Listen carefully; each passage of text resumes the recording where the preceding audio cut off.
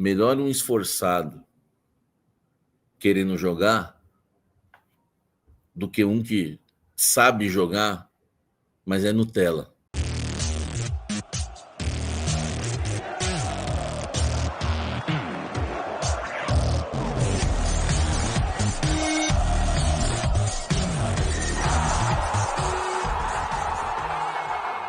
Quer matricular o seu filho ou sua filha numa escola bilíngue de respeito? Casa Branca Educacional. Na Casa Branca, cada detalhe existe para apoiar o desenvolvimento do seu filho. O nome Casa Branca, aliás, reflete o compromisso em criar ambiente restaurador em que famílias se sintam acolhidas e as crianças realmente se sintam em casa. A infraestrutura aconchegante valoriza cada momento, porque a Casa Branca acredita, para um aprendizado bilíngue pleno, que o mais importante é que cada aluno se sinta bem-vindo, respeitado em seu ritmo e feliz para aprender. Aprender com alegria e diversão. Entre em contato no link na descrição. Venha viver essa experiência. Casa Branca, parece casa, é escola, um espaço seguro para o seu filho crescer bilíngue e feliz, desde a educação infantil ao 9º ano. Educação bilíngue de verdade. Se o Corinthians tem um time bom tecnicamente, destoasse um pouco dos adversários, o Corinthians podia matar o jogo no primeiro tempo, porque não falta padrão para o Corinthians na minha visão. Eu sei que tem 2 ou 3 aí, né, que vão falar, o Samir tá passando um pano, vai passar um pano pro Dorival. Cara, eu tô vendo o jogo. Não falta padrão para o Corinthians, falta qualidade técnica. Falta qualidade técnica e o Corinthians teve um elenco que eu já venho batendo nessa tecla. Não adianta vocês darem murro em ponta de faca. O Corinthians é um time cansado. O Corinthians tem um elenco mal montado pelo Fabinho Soldado, de jogadores de características lentas, todos eles. Carrillo lento, Maico lento, enfim, vários jogadores são lentos no Corinthians. E os outros que seriam os talentos do Corinthians, né, que são jovens, também tem uma característica de dar sono, como o próprio Breno Bidon, por exemplo. Então não adianta, se você pegar o meu café do intervalo, que eu escrevi, e está lá no meu WhatsApp, lá, enfim, você pode procurar, eu disse o seguinte: no segundo tempo, né, o Corinthians cansou no final do primeiro tempo, pela característica do time, o time cansou. No segundo tempo, o desempenho, a qualidade física do Corinthians vai determinar o que vai ser a segunda etapa. Se o Corinthians vai levar os 3 pontos ou não. E foi exatamente isso que aconteceu. O Corinthians volta para o segundo tempo, já volta morto já. Alguém deve ter se lembrado de mim, quando eu citei para vocês já várias vezes aqui, todas as vezes que o Corinthians vai mexer no time, o time piora. Dessa vez, aconteceu algo diferente, né? Que quando o Dorival mexe, o time acaba melhorando na segunda quinzena, podemos dizer assim, no segundo terço, né, do segundo tempo. Na segunda etapa, o Botafogo vira o jogo, porque o time do Corinthians, o Mateuzinho, tosco na marcação, sai para dar o bote, não consegue dar o bote, aí deixa um buraco. O Dieguinho não tem força física para cobrir, não tinha mais força física para cobrir o Mateuzinho no segundo tempo. É um garoto, já tinha cansado. Por isso o jogador do Botafogo sai, né, na cara do gol para finalizar e marcar o gol, que é o Cuiabano, né, que é um jogador muito, muito forte, né, fisicamente. Aí o Dieguinho não consegue ganhar dele fisicamente, não ia ganhar nunca, porque o Corinthians é assim. O Corinthians lança a molecada desde lá da época do Adson, né? O Corinthians lança a molecada e a molecada não tem força física. E aí o Corinthians toma o gol de empate do Botafogo, depois toma a virada logo na sequência. Por quê? Porque o Corinthians é um time fraco. O Corinthians tem um elenco horroroso. Não adianta vocês ficarem pedindo a cabeça do técnico. Ah, Samir, o Dorival não tem autoridade. Nós vamos ver agora no caso Martínez. O caso Martínez vai dizer tudo. O Dorival inicialmente falou que ia afastar o jogador, já tem uma pressão para não afastar porque o elenco é ruim. Nós vamos ver. Se o Dorival não afastar o Martínez, conte comigo com as minhas críticas em relação à autoridade do Dorival Júnior, tá? Vou questionar a autoridade do Dorival Júnior se o Martínez, por exemplo, voltar ao time como titular. Não interessa que o Corinthians hoje tem poucas opções no meio-campo. Esse empate, esse resultado favorece a volta do Martínez, porque o meio-campo do Corinthians estava totalmente sem pegada, totalmente sem pegada. Agora, para mim não justifica. Tem o André para colocar, tem outros jogadores. Na questão de autoridade, para mim, a minha análise do Dorival vai ser ali, o divisor de águas para mim vai ser o caso Martínez. Agora, na questão do Corinthians, dos resultados, gente, me desculpe. Eu sei que muita gente não quer ouvir a minha opinião, quer ouvir a opinião deles na minha boca. A minha opinião, ela continua firme nesse sentido. Entre técnico e entre time, para mim o que falta é time. Porque se fosse o Ramon Dias, hoje o técnico do Corinthians, nós estaríamos como o Internacional de Porto Alegre, na zona do rebaixamento. Foi como Emiliano e Ramon deixaram o Inter, na zona do rebaixamento. Para mim, hoje, o Corinthians, pelo elenco que foi montado pelo Fabinho Soldado, pelo time que tem, o Corinthians era para estar brigando contra o rebaixamento. E exclusivamente por conta de um técnico que sabe fechar a casinha quando tem que fechar, que tem sim variações táticas, o Corinthians hoje não se encontra na zona do rebaixamento e está brigando por uma pré-Libertadores lá em cima. Para mim é isso, é só você pegar os gols que o Corinthians sofreu hoje. Não tem o que falar, velho, não tem o que falar. Ó, você pega o primeiro gol do Botafogo, o Mateuzinho sai para dar o bote, se você sai para dar o bote, você tem que vencer, velho. Se você saiu para dar o bote, você tem que ganhar a disputa. O Mateuzinho perde a disputa, deixa o buraco, porque ele tenta fazer a falta, não consegue nem fazer a falta, o cara enfia a bola exatamente nas costas dele.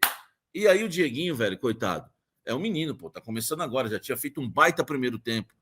Não quer. A gente não vai esperar que o Dieguinho resolva lá na frente como resolveu o menino, a criança, e resolva lá atrás para cobrir o fraco do Mateuzinho. E aí o Cuiabano entrou na cara do gol e pau na máquina, entendeu?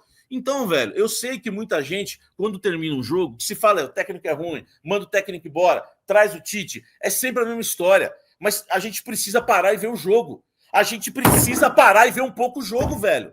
Vocês não estão vendo que foi o Mateuzinho que foi dar um bote ridículo? Porque se o nosso lateral ganha aquela bola, meu amigo, não tem essa. E aí o Corinthians toma o gol. E o gol de cobrança de escanteio, lógico, o Dieguinho foi driblado fácil pelo jogador do Botafogo. Mas o cruzamento, a bola estava no pé do Roberto. O cara erra gol lá na frente, o cara espana a bola lá dentro da área no sistema defensivo. O Corinthians hoje não perdeu por questões táticas. O Corinthians hoje perdeu por questões técnicas, tá certo? E eu não estou passando pano pro Dorival, não, porque se o Dorival voltar com o Martínez de titular no próximo jogo, eu vou ser o primeiro a dizer aqui que ele pipocou. Vou ser o primeiro a dizer que não tem problema nenhum. Agora, nós precisamos analisar o jogo. No primeiro gol do Botafogo, pô, o Mateuzinho é um desastre. Ó, o Cruzeiro tem uma jogada perigosa na esquerda, tem um baita lateral esquerdo. O caminho pro Cruzeiro eliminar o Corinthians está lá do lado esquerdo, do lado direito da defesa do Corinthians. O Mateuzinho é uma avenida. O Mateuzinho não marca ninguém. O Mateuzinho é horrível. O Mateuzinho é horroroso. O Mateuzinho vai dar um cruzamento, ele acerta o Dieguinho. Ele vai dar um cruzamento, ele acerta o Garro. Ele vai dar um cruzamento, a bola não vai lá para a área. Ele é horroroso. Você acha que o Mateuzinho é jogador de seleção brasileira, não é? Você é fraco igual o Mateuzinho. Você que pensa assim, você pode até gostar de futebol, amar o Corinthians, mas de bola você não entende. O Mateuzinho foi o culpado do gol de empate do Botafogo. Agora, o Dorival, para mim, qual foi o erro do Dorival hoje no jogo? Demorou para mexer. Eu não tô falando que o Dorival não tem culpa nenhuma, tá? Agora, querer a queda do Dorival, desculpa, gente. Desculpa, olha aqui para mim. Você que quer a demissão do Dorival agora, depois desse empate com o Botafogo, você é um psicopata, velho. Desculpa. Só pode ser um psicopata. Não adianta ficar falando, manda o Dorival embora, que vai resolver o problema. Não vai, velho. O Mateuzinho é ruim. Eu morro de medo do jogo contra o Cruzeiro, porque o Matheus Pereira cai por ali. Eles têm um lateral que tem uma força física tremenda, o lateral esquerdo. E o Mateuzinho, velho, quando ele sai para fazer bobagem. E hoje ele saiu, deixou o buraco. O Dieguinho, tadinho, tentou recompor, mas ele não tem... A gente tem que entender que futebol é técnica, é tática e é físico. O Dieguinho não conseguiu recompor. E qual foi o erro do Dorival? Vocês acham que eu vou falar aqui que o Dorival não errou? O erro do Dorival foi demorar para mexer. Ou o Dorival coloca na cabeça que com 15 minutos, entre 10 e 15 minutos, vai, para não ser exagerado, do segundo tempo, é hora de mexer. Porque o time do Corinthians, que o Fabinho Soldado montou, é um time horroroso fisicamente. A característica desse time é lento. O cara vai lá e contrata Alex Santana, Carrídio. Cara, você vai pegando os jogadores do Corinthians, é tudo jogador com característica de nhaca. O Garro. Pô, o Garro corre menos que o Arrascaeta, velho. O Arrascaeta com 80 anos. O Botafogo faz o segundo gol porque o Yuri Alberto não consegue chutar uma bola. O Botafogo faz o primeiro gol porque o Mateuzinho sai para dar o bote, é driblado, não consegue nem fazer a falta, nem derrubar o cara. Na sequência do lance, a enfiada de bola para o Cuiabano, o Dieguinho não consegue fazer a cobertura, gol. No segundo gol, cobrança de escanteio, a bola atravessa toda a área, o jogador do Botafogo dá o drible, muito bem dado, no Dieguinho. Toca a bola, cruzamento, era só o Yuri Alberto acertar o chute. Só que, tecnicamente, esse cara é um ganso, velho. Tecnicamente, é absurdo como ele é ruim. O Yuri Alberto dominou uma bola no primeiro tempo, na esquerda, um contra-ataque. Ele matou lá no peito. Cara, ele tinha toda a vantagem. Ele estava na frente, ele parou o jogador. De novo na ponta esquerda. Ele parou a bola, o jogador do Botafogo tomou a bola dele, saiu jogando, foi até a bandeirinha do escanteio e o Yuri Alberto fez a falta no cara ainda. O Yuri Alberto é ruim. Será que nós não vamos enxergar isso? Ah, mas aí ele faz o gol do título. Pô, show de bola, fez o gol do título. Vamos comemorar. Mas ele é ruim. O que ele precisa de chances para marcar um gol, cara, é absurdo. Tecnicamente, ele é horroroso. Você pega aquele atacante, o Correia do Botafogo, pô, a bola quando vinha nele, ele dava óbito na bola, colocava no chão e colocava no pé do companheiro dele. Você vê a diferença de um jogador que sabe o que faz com a bola e o outro que não sabe o que faz com a bola. Pô, será que ninguém observou que no segundo gol do Botafogo, o Yuri Alberto poderia ter afastado, mas ele é tão ruim que ele não consegue acertar a bola. O cara não tem mira. Vai jogar um dardo, ele joga para fora do quadro. Ah, o Correia jogou anos na Europa. Ele tava aí no mercado, filhão. O que tem a ver uma coisa com a outra que ele jogou anos na Europa?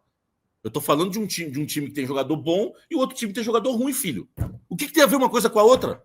Que ele jogou anos na Europa e tava no mercado, foi oferecido. O Corinthians não quis. O Fabinho não quis, como não quis o Eric Pulga, como não quis um monte de jogador que eu já citei aqui para vocês. Porque fica com essa panela, sabe, de passar a mão na cabeça de jogador mimado e o time do Corinthians não tem sombra. Ainda bem que o Vitinho hoje fez uma jogadaça no segundo gol do Corinthians para colocar um pouquinho de sombra nesse rapaz, porque o Rodrigo Garro é uma piada, velho. O Rodrigo Garro é um Fausto Vera 2.0. O Rodrigo Garro é um De Federico. O Rodrigo Garro é um mimado. E daí, se ele marcar o gol do título da Copa do Brasil, pode cortar essa parte aqui que eu bato no peito. Pelo menos, meu amigo, eu tenho personalidade para falar o que muita gente não tem coragem de falar. O Rodrigo Garro é fraco. É comum, nada mais do que isso. Ele faz um jogo maravilhoso e fica 10, 20 jogos sem fazer nada. E faz assim na substituição. Faz aquela carinha dele. Meu amigo, se você não sai, o Corinthians não empata. Porque você não corre, porque você é mimado. Mimado pelo Fabinho Soldado e por tantos outros aí, e por torcedores também. É fraco. O Corinthians só empatou porque o Rodrigo Garro saiu. O Corinthians só empatou porque o Bidu saiu. Outro mascarado que fica querendo matar a bola igual o Marcelo. Bidu, você não é o Marcelo. Você foi dar uma invertida de bola que eu acho que o Dorival deve ter ficado tão injuriado na hora que falou: vem, Angileri, eu vou tirar esse cara daqui. Porque você deu uma invertida de bola, o Botafogo quase mata o jogo. É que, infelizmente, a torcida não repara esses detalhes do jogo. Fraco, Bidu fraco, Garro fraco, Carrídio morto. E ninguém vê nada. Tanto que quando os três saíram, o Corinthians entrou no jogo. Vocês acham que é coincidência? O Bidu acha que é o Marcelo, quando ele mata aquela bola. Sabe qual é o problema? Muita página no Instagram hoje em dia. Quando o Bidu mata uma bola, aí já pega um violino, aí pega a bola vindo, aí o Bidu mata. Nossa, o Bidu... Pelo amor de Deus, velho. Por que o Dorival... Então, Samir, não começa com esses caras. Cara, o Artilheiro não aguenta, velho. o Ancelotti não aguenta. Você viu o que o Ancelotti fez lá atrás? Agora ele apoiando, ele é bom. Só que o Ancelotti, ele é jogador de 30 minutos no máximo. Entendeu? 30 minutos no máximo. Aí sai o Carrillo e entra o Michael. Olha a nossa situação, velho. Sai o Carrillo e entra o Michael. Aí o Michael consegue jogar um pouquinho porque tá mais descansado que o adversário. E tá mais descansado que o Carrillo. Entendeu? É por isso. É por isso só. E o Vitinho entrou correndo, coisa que o Garro não faz. O Garro se acha, velho. O Garro se acha. Eu tô tentando abrir os olhos de vocês desde o ano passado, quando o cara tava bem. Só que agora tá mais fácil para eu falar. O Garro se acha. É um jogador comum.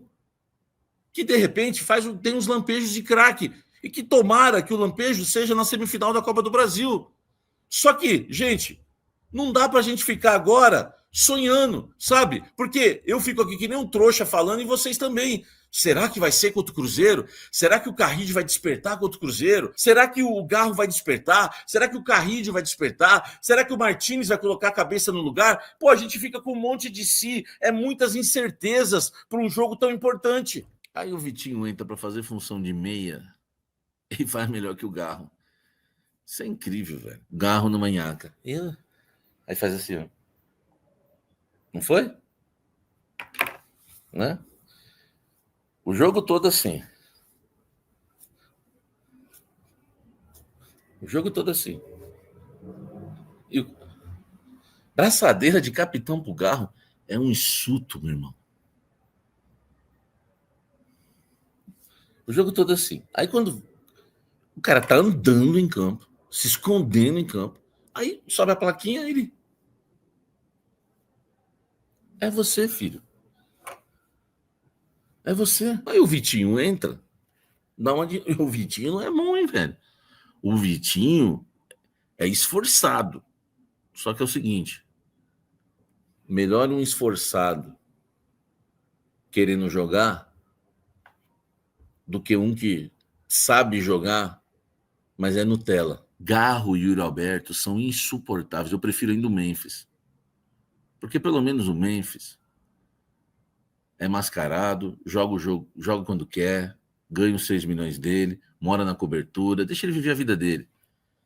Mas pelo menos vai jogar contra o Palmeiras, faz o gol, sobe em cima da bola. Contra o São Paulo, dá a caneta, deixa o zagueiro lá, né, de bumbum pro alto. Entendeu? Agora, o Yuri Alberto, velho, era pro Corinthians ter feito 2 no primeiro tempo. Era pro Corinthians não ter tomado o segundo gol, porque ele furou a bola.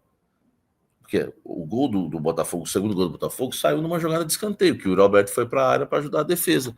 Quando a bola volta, ela atravessa e volta. Quando ela volta, para o cara fazer o gol de voleio, se o Yuri Alberto acerta, é só, filho, não é fazer uma embaixadinha, não é para ser o Garrincha, é só acertar a bola. A bola tá aqui, ó, passando na sua frente. O seu pé tá aqui, a bola tá passando. É só acertar. Ela não é uma bolinha de tênis. Ela não é uma bola de tênis, não é uma bolinha de borracha que o Maradona fazia embaixadinhas quando jogava no Napoli, antes do jogo começar, ele pegava uma bolinha pequenininha de borracha e ficava fazendo embaixadinhas. Não é nada disso. É uma bola desse tamanho. Ela passou na frente dele, ele furou. Pô, velho. E aí o quê? Pô, nós precisamos analisar essas coisas, velho, na hora de analisar o jogo.